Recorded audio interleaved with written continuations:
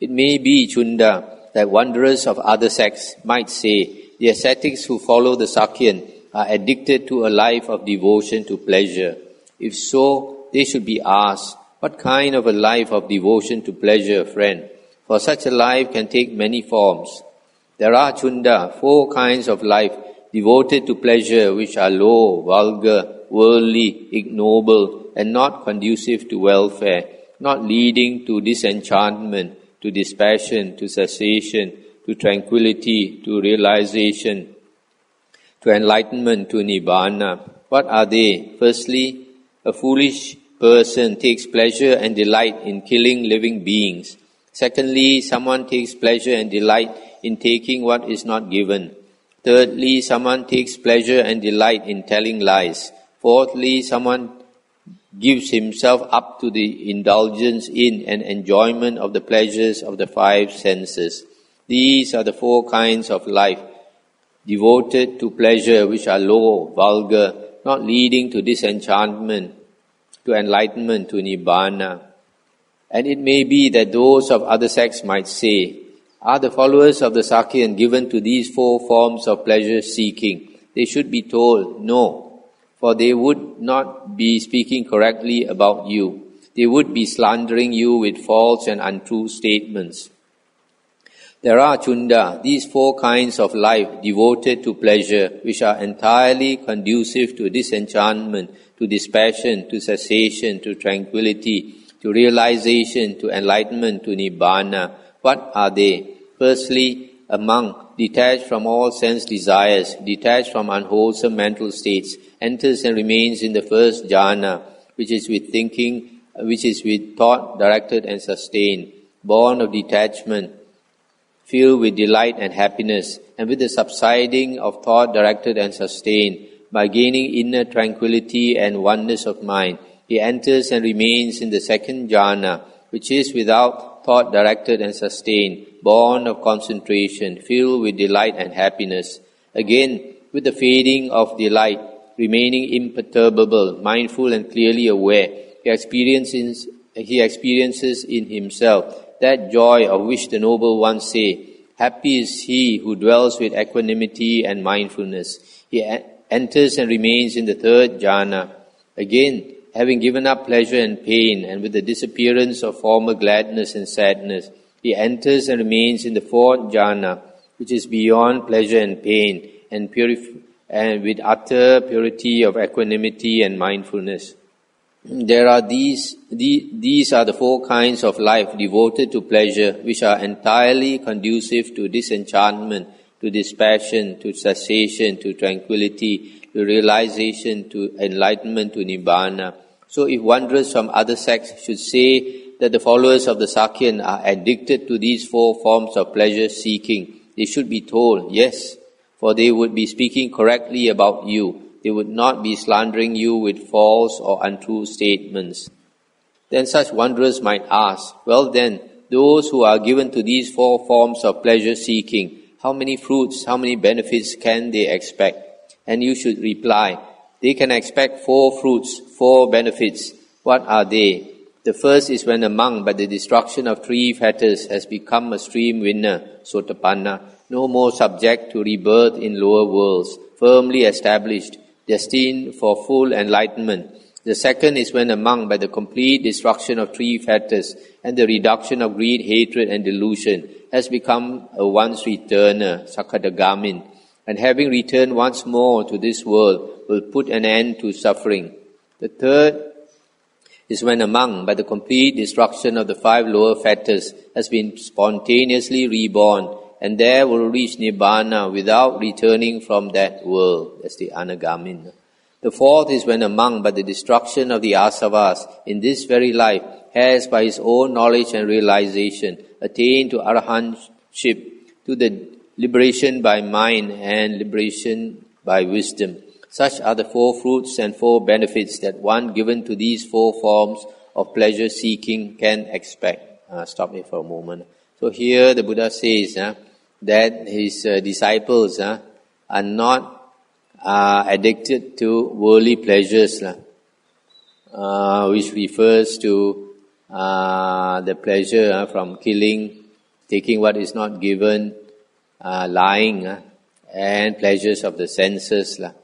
But there are another 4 kinds of pleasures which are conducive to enlightenment, to Nibbana.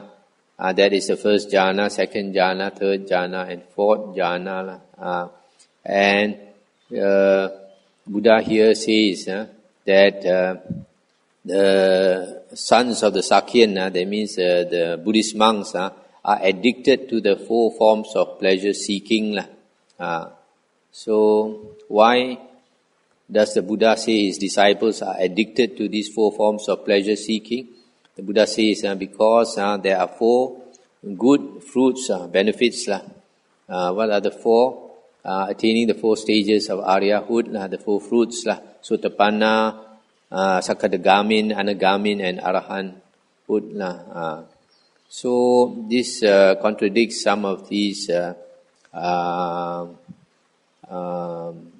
monks who teach that jhana is not good, jhana is not beneficial, there is no mindfulness in jhana. Here the Buddha says he not only allows his monks to practice the jhanas, but he even encourages them to become addicted to these jhanas because they have 4 benefits, the 4 Aryan fruits. Then such wanderers might say, the doctrines of the Sakyan sons are not well founded. They should be told, friend, the Lord who knows and sees has taught and proclaimed to his disciples principles which are not to be transgressed as long as life shall last. Just like a locking post or an iron post which is deep-based, well-planted, and unshakable, immovable, are these doctrines he has taught. And any monk who is an arahant, whose asavas are destroyed, who has lived the life, done what was to be done, laid down the burden, gained the true goal, who has completely destroyed the fetter of being or becoming, and is liberated by supreme insight, is incapable of doing 9 things. 1. Is incapable of deliberately taking the life of a living being. 2. He is incapable of taking what is not given so as to constitute theft. 3. He is incapable of sexual intercourse. 4. He is incapable of telling a deliberate lie. 5. He is incapable of storing up goods for sensual indulgence as he did formerly in the household life. 6. He is incapable of acting wrongly through attachment. 7. He is incapable of acting wrongly through hatred. 8. He is incapable of acting wrongly through folly. 9. He is incapable of acting wrongly through fear. These are the 9 things which an arahant, whose asavas are destroyed, cannot do. Stop here for a moment. So here it's very clear, an arahant is not capable of killing, of taking what is not given, sexual intercourse, lying, storing up goods for sensual indulgence, and acting wrongly. In the Vinaya books, the arahant is said to be incapable of doing anything wrong. Why? Because he has mindfulness 24 hours a day. Every second of the day and night, the arahant is mindful. It's not like us. Most of us, when we go to sleep, we are not mindful. We are not. So the arahant, even when he takes his rest, he is still mindful. That's one thing. Secondly, the important thing here, he's not capable. He's not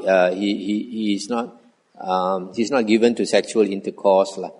This contradicts some of the Mahayana teachings, especially like in the Vajrayana.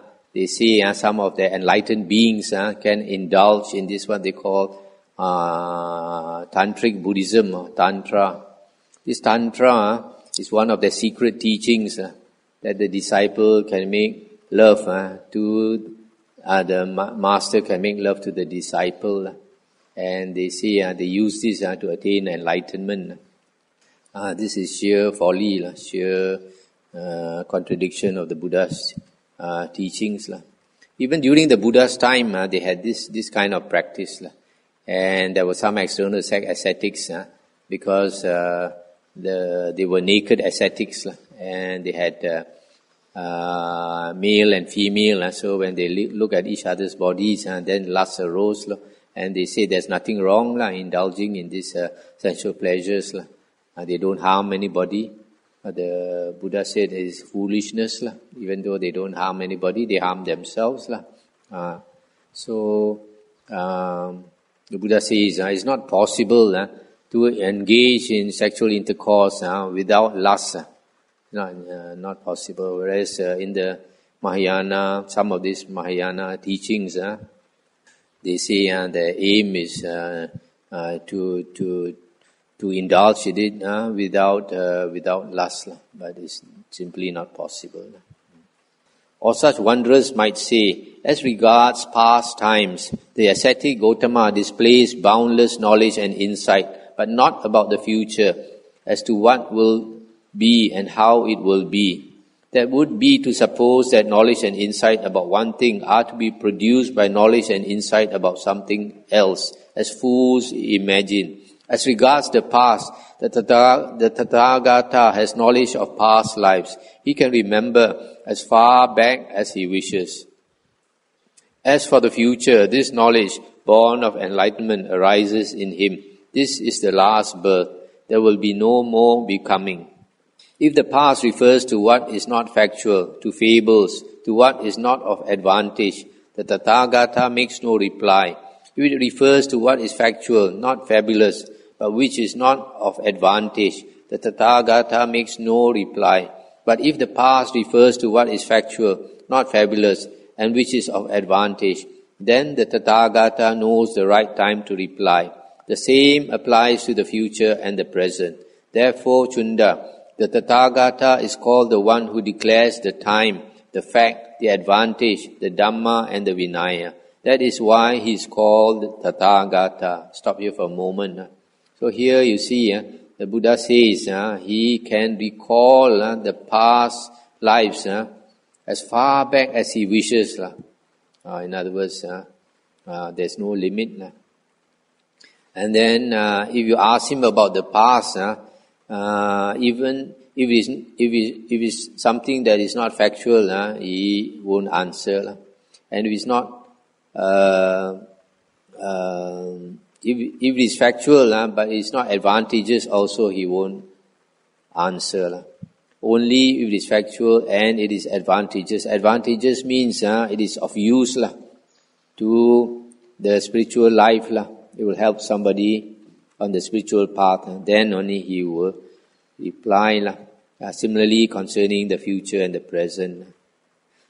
Chunda, whatever in this world, with its devas and maras and brahmas, with its ascetics and brahmins, its princes and people, is seen by people, heard, sensed, cognized, whatever was ever achieved, sought after, or mentally pondered upon, all that has been fully understood by the Tathagata. That is why he is called Tathagata. Between the night in which the Tathagata gains supreme enlightenment, Chunda, and the night in which he attains the Nibbana element without remainder, whatever he proclaims, says or explains is so, and not otherwise. That is why he is called Tathagata.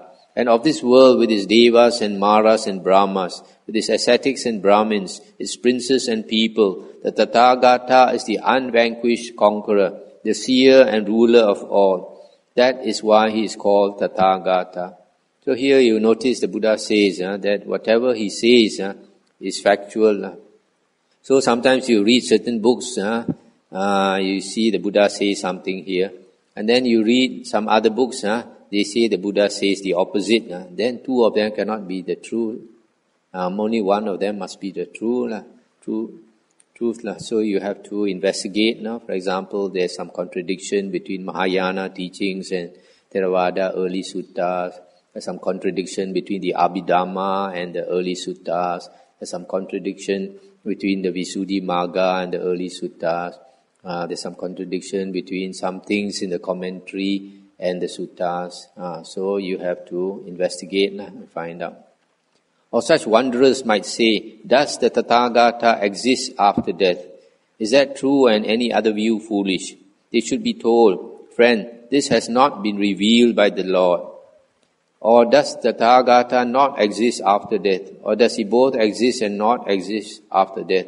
Does he neither exist nor not exist after death? They should be told, friend, this has not been revealed by the Lord. Then they may say, why has the ascetic Gautama not revealed this? They should be told, friend, this is not conducive to welfare, or to Dhamma, or to the higher holy life, or to disenchantment, dispassion, cessation, tranquility, realization, enlightenment, nibbana. That is why the Lord has not revealed it. Or they may say, well, friend, what has the ascetic Gautama revealed? They should be told, this is suffering, has been declared by the Lord. This is the arising of suffering. This is the cessation of suffering. This is the path leading to the cessation of suffering. These have been declared by the Lord. Then they may say, why has this been declared by the ascetic Gautama? They should be told, friend, this is conducive to welfare, to Dhamma, to the higher holy life, perfect disenchantment, to dispassion, to cessation, to tranquility, to realization, to enlightenment, to nibbana. That is why the Lord has revealed it. Stop here for a moment. So if people ask the Buddha certain things that do not pertain to the Dhamma, does not help us to end suffering, the Buddha will keep quiet. He won't answer. Only if it has something to do with the Dhamma, with the Four Noble Truths, the ending of the round of rebirths, then the Buddha will answer. Chunda, those bases of speculation about the beginnings of things which I have explained to you as they should be explained, should I now explain to you as they should not be explained? And likewise about the future, what are the speculations about the past? There are ascetics and Brahmins who say and declare, the self and the world are eternal. This is true and any other view is erroneous. The self and the world are not eternal. The self and the world are both eternal and not eternal. The self and the world are neither eternal nor not eternal. The self and the world are self-created. They are created by another. They are both self-created and created by another. They are neither self-created nor created by another, but have arisen by chance. And similarly with regard to pleasure and pain. Now Chunda, I go to those ascetics and Brahmins who hold any of these views, and if being asked, they confirm that they do hold such views, I do not admit their claims. Why not? Because, Chunda, different beings hold different opinions on such matters, nor do I consider such theories equal to my own, still less superior. I am the superior in regard to the higher exposition. As for those bases of speculation about the beginning of things which I have explained to you as they should be explained, why should I now explain them to you as they should not be explained? And what about those speculators about the future? There are some ascetics and Brahmins who say the self after death is material and healthy, or immaterial, or both, or neither. The self is conscious after death, or unconscious, or both, or neither. The self perishes, is destroyed, ceases to be after death. This is true and any other view is erroneous. Now Chunda, I go to those ascetics and Brahmins who hold any of these views, and if, being asked, they confirm that they do hold such views, I do not admit their claims. Why not? Because, Chunda, different beings hold different opinions on such matters, nor do I consider such theories equal to my own, still less superior. I am the superior in regard to the higher exposition. As for those bases of speculation about the future, which I have explained to you as they should be explained, why should I now explain them to you as they should not be explained? And Chunda, for the destruction of all such views about the past, future, for transcending them, I have taught and laid down the 4 intense states of mindfulness. What are the 4? Here, Chunda, a monk dwells contemplating body in the body, ardent, clearly aware and mindful, having put aside hankering and fretting for the world. He dwells contemplating feelings in feelings, mind in mind, Dhamma in Dhamma, ardent, clearly aware and mindful, having put aside hankering and fretting for the world. That is how, Chunda, for the destruction of such views about the past and future, and for transcending them, I have taught and laid down the 4 intense states of mindfulness. During this time, the Venerable Upavana was standing behind the Lord, fanning him, and he said, "It is wonderful, Lord. It is marvelous. Lord, this exposition of Dhamma is delightful, highly delightful. Lord, what is the name of this discourse?" And the Buddha said, "Well, Upavana, you can remember it as the delightful discourse." Thus the Lord spoke, and the Venerable Upavana rejoiced and was delighted with his words. That's the end of the sutta. You see this last part, the Buddha says, to transcend all the views about the past, present and the future, he has taught the 4 intense states of mindfulness. Why? Because these 4 intense states of mindfulness means to put your mindfulness on one object, unremitting mindfulness on one object. So if you put your attention only on one object all the time, how can you have views about this present and future and past and all these things? So if you continue that unremitting mindfulness on one object, it must end up with one-pointedness of mind, which is the jhanas. And then when a person attains the jhanas, all the thinking, all the views will automatically stop. All these views comes from too much thinking. Because our mind has a tendency to proliferate, papancha, this tendency to proliferate in an undisciplined mind, untrained mind. Okay, anything to discuss?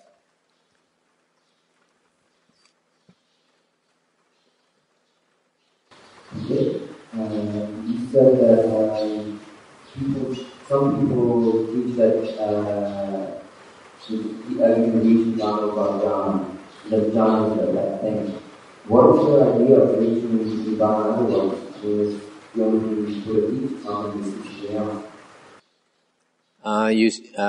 Can you repeat the question? I heard you say, some people say, can reach Nibbana without jhana. Yeah, they say that jhana, once you involve jhana, what is their idea of reaching Nibbana otherwise? Where do they read that out of the sutta?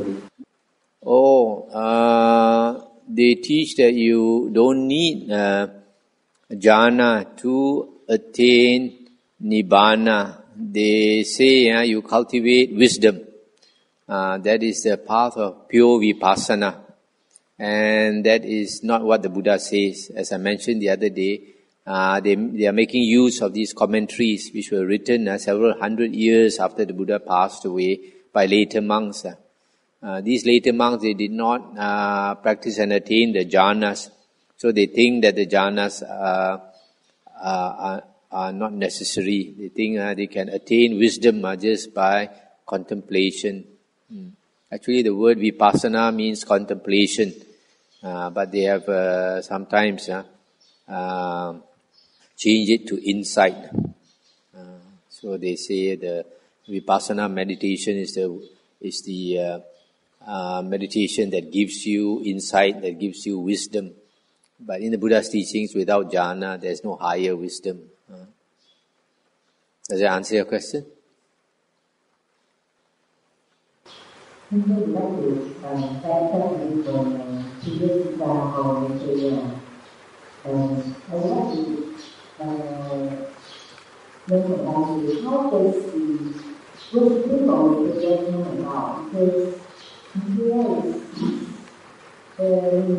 Still somewhere enjoying himself as a deva.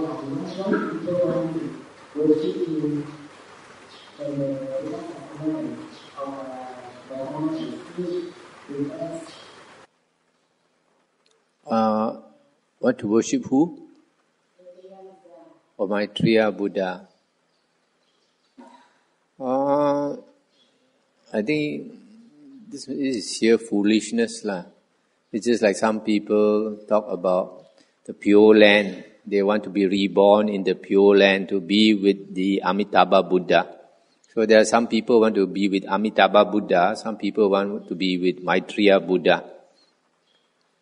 But if they are really Buddhas and you are reborn either with Amitabha Buddha or Maitreya Buddha, the teaching that you are going to get is exactly what our Sakyamuni Buddha is teaching.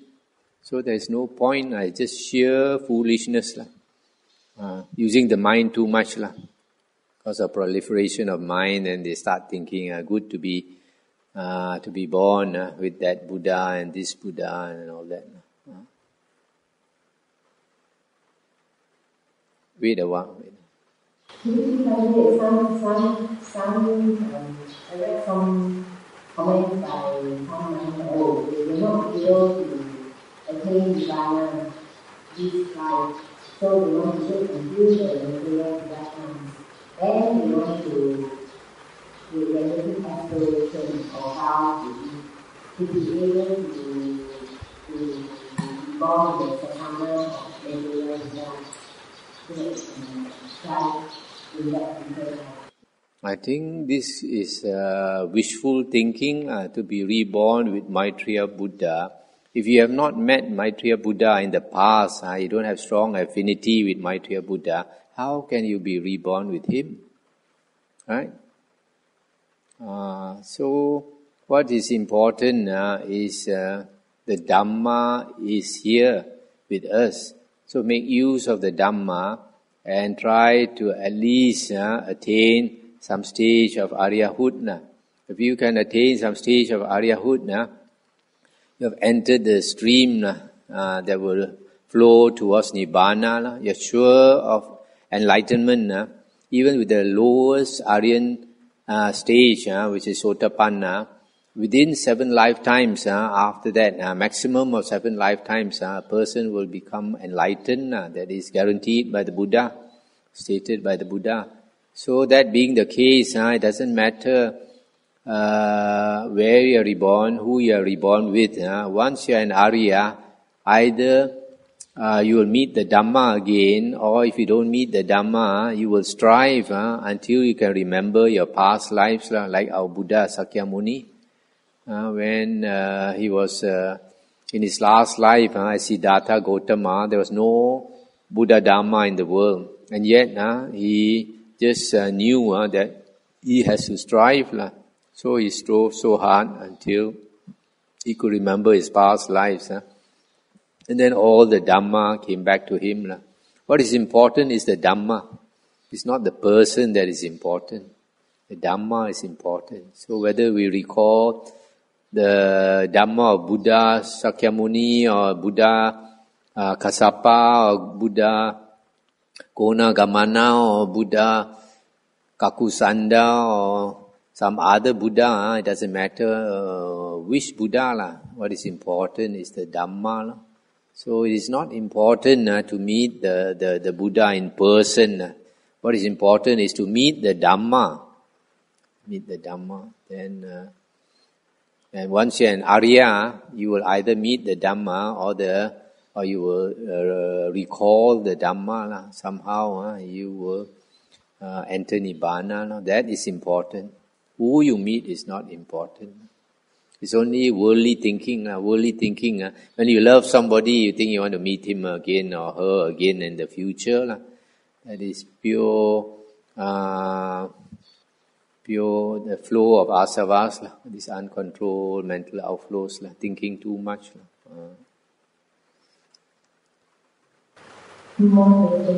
How do we sustain our desire? Sustain what? How do we keep ourselves going, keep ourselves motivated to stay close to Dhamma? Because I understand some of those people who have been living out in Dhamma circle. We also see in people, they can't, after a while, they move on to something else. And it is so for those who are doing to stay on close to the camera and go back and This one, I think it depends on the individual. if a person is understands the Dhamma, then he will always keep the Dhamma close to him. No? Either every day he will study the suttas and meditate. No? But if a person does not have the affinity, you can advise him all you want, but he will not be able to follow it. So it depends on our blessings. That's why the Buddha says we have to cultivate our blessings. And some of these things we have no control. It's entirely up to the individual. If a person's time is not due, he can give 1,001 reasons why he has to be distracted in doing this and doing that.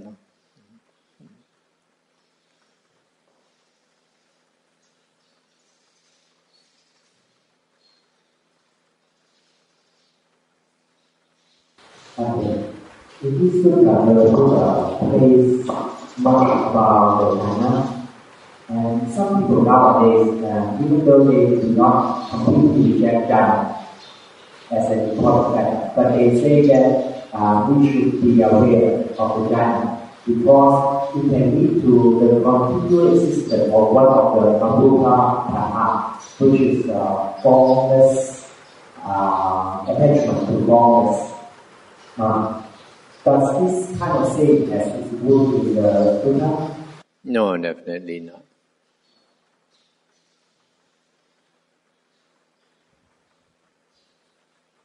Okay, shall we end here?